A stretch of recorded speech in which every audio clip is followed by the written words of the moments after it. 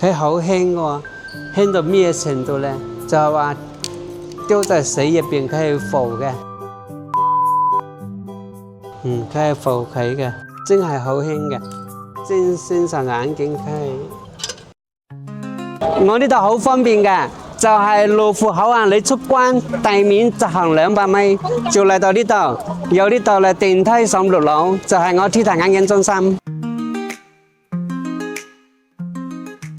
Hello， 大家好，我係小龍哥，今日咧同大家介紹下嗰個 3D 打印嘅眼鏡。其實 3D 打印眼鏡咧，佢有好幾種特點啊。第一個特點咧就係佢係好輕嘅，因為佢係尼龍料，所以咧佢就輕。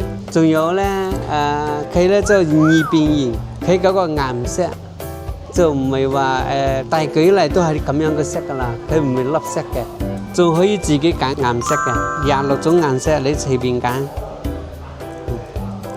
佢仲有好似呢種噶。好似呢種深色偏執嘅，呢個就好睇啦。我最喜歡的是，最喜歡的是這個，佢仲有一個特點就係話你普通嘅常用嘅材料咧，佢做唔到呢個折舊，好似話呢個板材又好，T 又好，就做唔到呢個折舊。嗰個 3D 打印咧就可以做到好特別嘅折舊。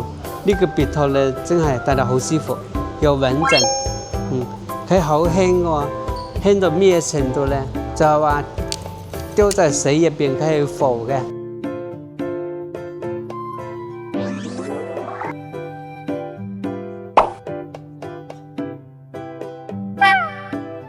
佢係浮起嘅。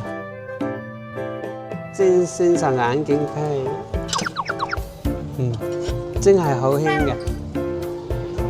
3D 打印咧就係用呢部機係掃描呢個面型，就做呢個面型係做眼鏡，咁樣做出嚟嘅眼鏡咧要服服帖帖，就唔會鬆。而家呢度就打，你睇下呢度咧就係打緊啦。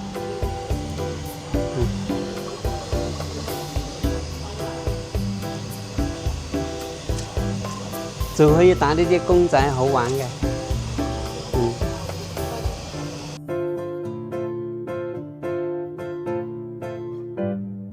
如果你有興趣，就嚟 T 台眼鏡中心體驗下。我嘅 T 台眼鏡咧已經為港人服務咗25年啦，記得點讚、評論同埋訂閱我呢個頻道，多謝大家。